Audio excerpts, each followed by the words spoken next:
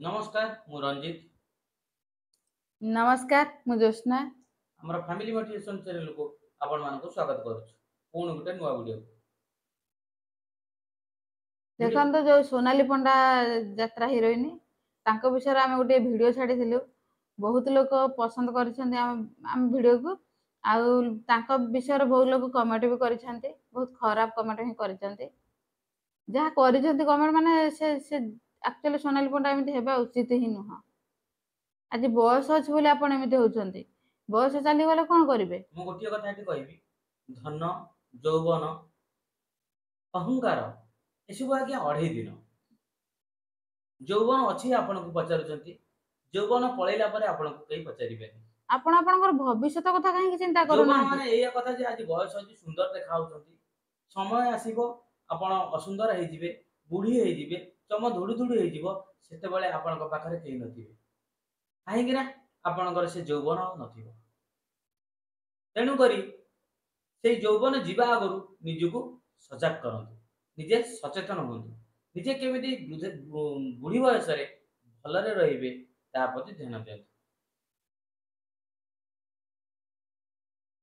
आपणकर आज यौवन अछि बोली आपण सुंदर टिके अछंती बोली आपण आपण जहा सहित मन होची ता सहित रिलेशन रखुचंती किंतु आपण जीवन सारा कहा सहित रहबे सेटा चिंता करंतु जहा सहित आपण लाइफ आपण एन्जॉय करूचंती खुशी रे अछंती वर्तमान सी आपण को जीवन सारा खुशी रे रखिबो तो जहा सहित आपण लाइफ रे रहउचंती रिलेशन रे रहउचंती सेटा कोन असली खुशी तो जीवन शेष मुहूर्त पर्यंत से खुशी रहिबो तो आपण वास्तव रे जदि मनुष्य हिथिबे मनुष्यत्व थिबो मानविकता थिबो तने आपण बुझि पारुथिबे संसार रो नियम होची सेटा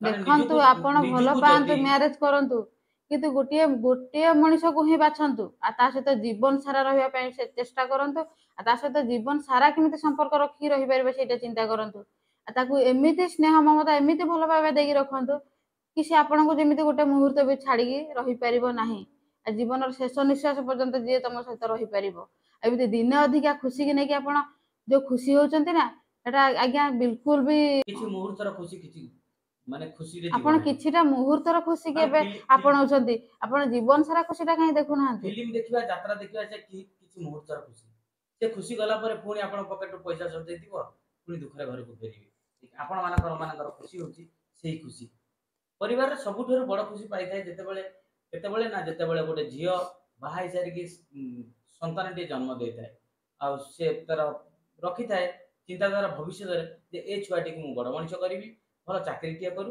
भल मनुष्य टिया करिवि जे मोर बार्धक्य अवस्था आ कथा रे कहंती माने पूर्व पुरुष माने मला बेले को मो मुहरे निया देबो बोली किंतु आपण माने सेटा बुझते आज यौवन अछि यौवन नाळ सारा आपण उड़ी चलचंती एक रंगीन दुनिया किंतु सेही रंगीन दुनिया आपण माने जानि पार नाहंती जे किछि मुहूर्त पाई ए किछि मुहूर्त कटिगला परे आपण पाखरे केही नथिबे से रंगीन दुनिया रो नायक आपण पाखरे थिबे ना आपण से यौवन थिबो भाबिला बेलको आपण पाखरे किछि नथिबो खाली दुख ही दुख होइथिबो सेही कथा को टिके चिंता करंतु फास्ट पुन टॉपिक ऊपर को आसीबा टॉपिक रे माने होई एया होची जे आपण प्रेम विवाह करथिले प्रेमर मीनिंग आपण कोन बुझन ना आपण पुरातन को जानतु ना लैला मजनू कि आउ सब जो माने अछंती जेते सब प्रेमी जुगल अछंती ताको प्रेम केते सच्चा थिला किंतु आपण मानकर प्रेम कंढई खेल पड़ी बाली घर पड़ी चाहिए ना तांकर प्रेम होची पूरा यात्रा से जेमिति यात्रा रे जो प्रेम चले केवल राति रे यात्रा चली पर्यंत प्रेम सकाळ को जेमिति अलगा संपर्क से सही भलिया तांकर चलची बाली खेल भलिया ड्रेस पाल्टिला बळी आपण माने प्रेमिक को चेंज कर दोछन जो ड्रेसटा भल लागिला ताको यूज कले पुनी ताको छाडी देले ठीक सेमिति आज्ञा करन ने प्रेम सेमिति का जे आपण मानकर प्रेम पाई गोटे छोट कोनी 12 वर्षर छुआर भविष्यत एक्चुअली नष्ट एमाने कर प्रेम ही करूनांती एमाने प्रेम पाई ही गोटे गोटे कलंक प्रेम भलिया गोटे माने सुंदर शब्द गोटे जेटे प्रेम पाई गोटे प्रेम जाको कहते सुंदर सत्य चिरंतन से सेथिरे आपण माने दाग लगाउछंती आपण प्रेमर ना नै आपण माने दाग लगाउछंती प्रेम भलिया गोटे एते सुंदर जिनिस को आपण यूज करूछंती এই ପ୍ରେମ ଭଳିଆ ଦୁନିଆକୁ ଆପଣ ଯେମିତି ଏତେ କଳଙ୍କିତ କରିଦେଉଛନ୍ତି ଯେ ଲୋକମାନେ ଭଲ ପାଇବାକୁ ଡରୁଛନ୍ତି। ଠିକ୍ କିଛି ଦିନ ତଳ ଘଟଣା ଦେଖୁନାହାନ୍ତି, ଓଏସ୍ ସାର୍ ଆଉ ଅର୍ଚ୍ଚନା ମ୍ୟାଡ଼ାମଙ୍କ କଥା। ତାଙ୍କର ବି ଆଜ୍ଞା ପ୍ରେମ ବିବାହ, ସିଏ ବି ସେମିତିକା ଥିଲେ। ଏଇ ହେଉଛି ପ୍ରେମ। ଆଉ ସେଠି ଓଏସ୍ ସାର୍ କ'ଣ କହିଛନ୍ତି ଜାଣିଛ? ଓଏସ୍ ସାର୍ ସେଠି କହିଛନ୍ତି ଯେ ମୁଁ ପ୍ରେମ ଥରେ କଲି, ଯେତିକି ନାମ ନେଲି, ସେକେଣ୍ଡ ଟାଇମ୍ ମୁଁ ଆଉ ପ୍ରେମ କରିବିନି କି ବିବାହ କରିବିନି। କାରଣ ପ୍ରେମକୁ ସେ ଏତେ ଘୃଣା କରିଛନ୍ତି ମନ ଭିତରେ। ଆଉ ଆପଣ ପୁଣି ପ୍ରେମ ବିବାହ କରିଛନ୍ତି, ଆପଣଙ୍କର ସନ୍ତାନଟି ଅଛି, ସେ ସନ୍ତାନଟି ବର୍ତ୍ତମାନ କାହା ପାଖରେ ରହିଛି?